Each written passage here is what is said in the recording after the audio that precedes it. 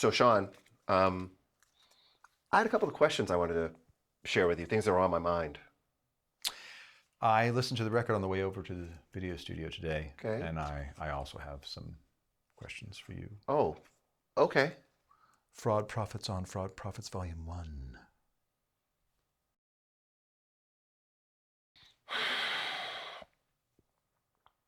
With few exceptions, the solos on this record, they're pretty short. Was that a conscious decision to cover up your lack of improvisational vocabulary, Shawnee? Um, well, I figured that the record is sort of it's a gateway drug to us, if you will. So shorter, more concise poppy solos were a way to get people into our environment. Like first you start off, you like single malt whiskey by starting off with Courvoisier or something like that. So on record number 3 or 4, we could get into one of those mashups where it's like Cecil Taylor and Holdsworth and Coltrane get together or whatever like this. But I just figured that the shorter solos this time would be easier. Okay.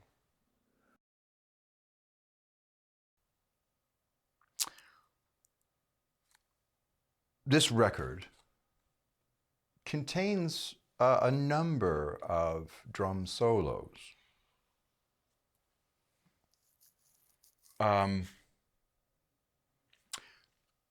Would you say that was it a statement that you were making, or is that more of a precarious position to be in for someone with the limited range of chops that you have?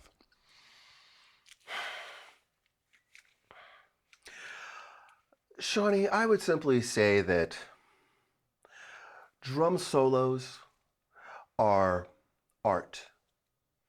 And when I compose my art on the canvas, I simply take a minimalist approach. That is to say, I leave more of the canvas, sometimes all of the canvas, bare, as opposed to filling it with so many colors and notes.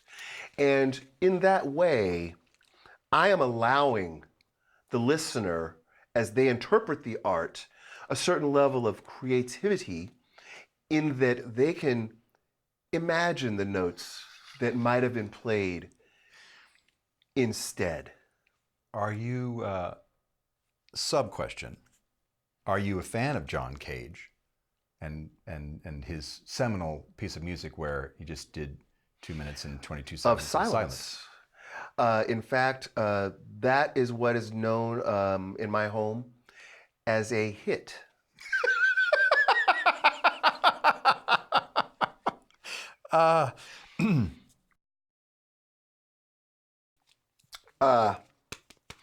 So looking at the back cover of the record, Shawnee, I was sort of reviewing the song titles, and I thought to myself, Sean named these songs, and I'm guessing you named them because there were no 5th graders available?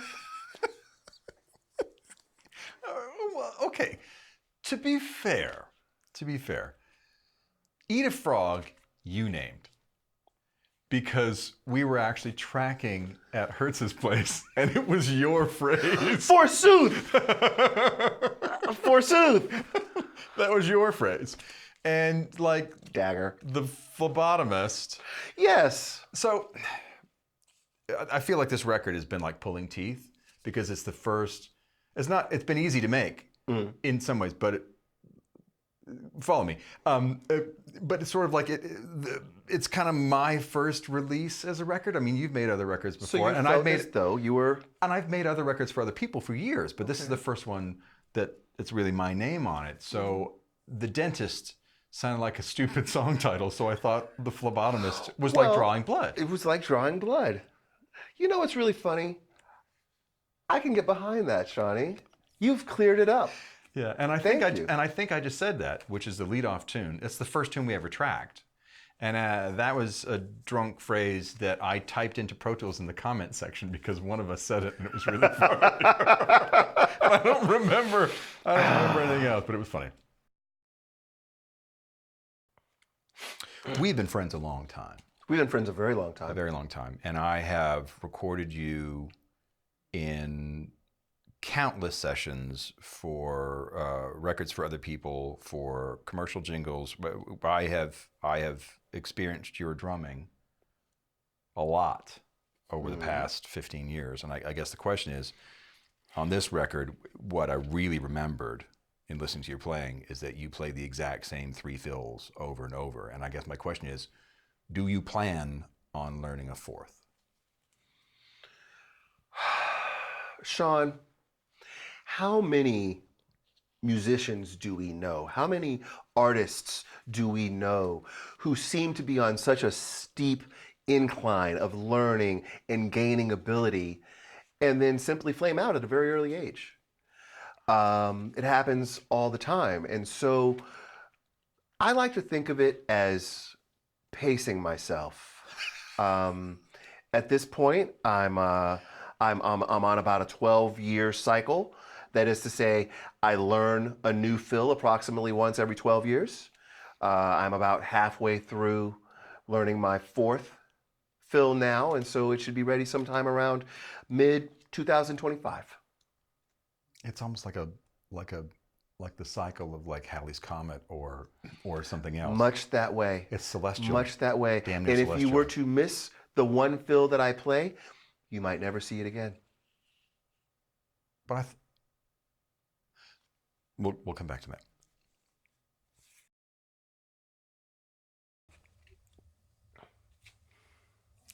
Oh God. Shawnee, what was your approach to the harmonic elements on this record? Because part of me feels like you could have made a greater effort.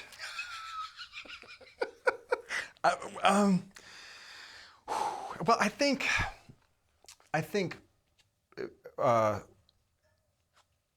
you're probably right. I mean, I sort of, there is a very poppy vibe to it. There are some neat chords. There's some Lydian dominant in there. There's a bunch of major 7. Lydia and Dom. Lydia and Dom. They were my neighbors in college. Lydia and Dom. The last one was 2/3 of a pun. P.U. there. Anyway, there are some elements that are simplistic, but they're simplistic to serve the genre that we're doing right then, authentically. Yeah.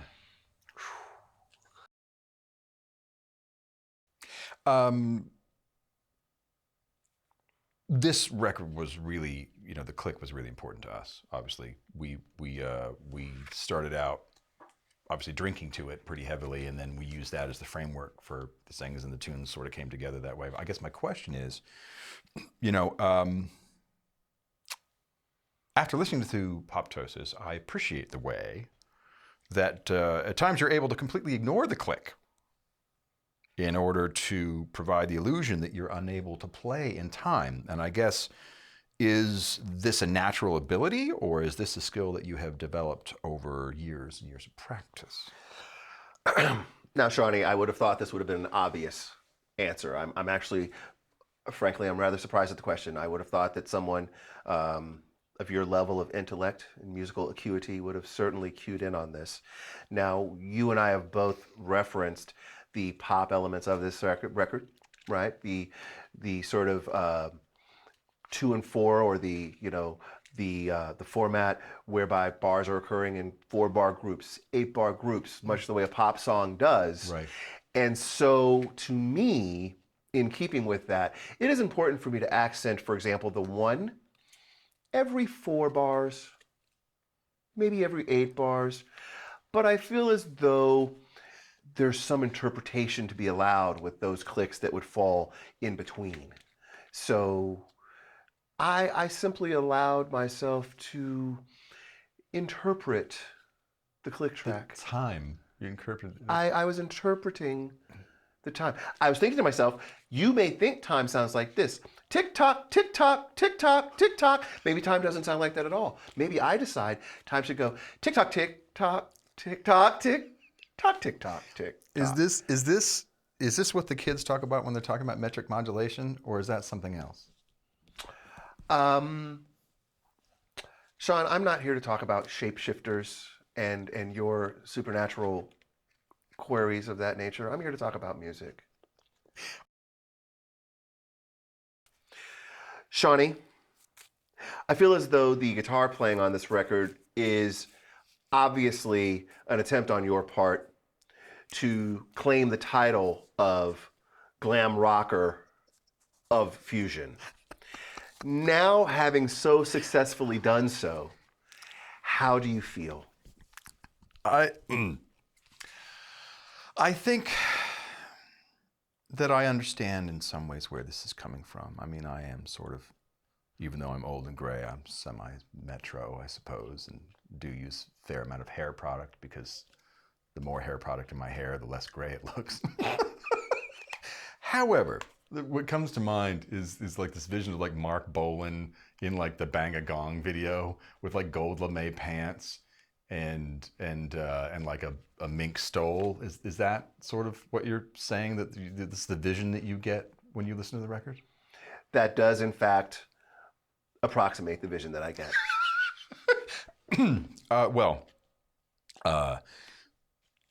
As much as I loved Bang a Gong and Elton John's involvement in that video and probably in that record, although I haven't seen the VH1 behind the music on that, so I'm not exactly sure whether or not that was true or whether he was just in the video because he was there in the studio that day at like BBC in Pinewood, probably in Western London somewhere. However,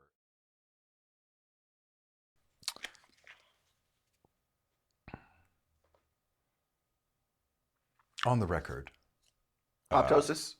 on Poptosis, Yes. you play brushes on sad people music. I guess my question is, listening to it, it was jarring. I mean, what inspired you to venture so far away from the more remedial style of drumming that you're sort of known for and accustomed to?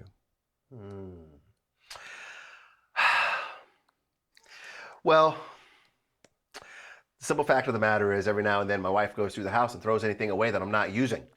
So in order to get to keep my brushes, I had to blow the dust off of them and actually use them for something. And hence they found their way onto the record. Poptosis features some performances from some musical friends of ours. Oz Noy's a buddy.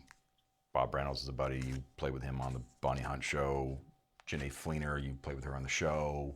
Matt Rohde, we've both done gigs with. Killer Hammond and piano player. And I guess the question is, what did you tell them to convince them that, like, obviously they didn't think they were playing on our record?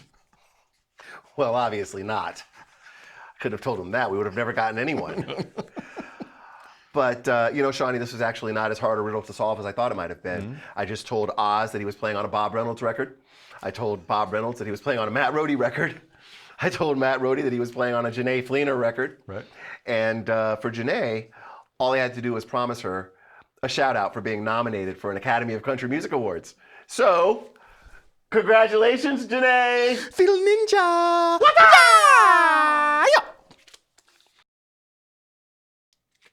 Thank you for joining us on Fraudies on Fraudies, Volume 1. At some point, we will definitely be back for Volume 2. I don't remember the score, but I'm pretty damn sure that I lost. Salute.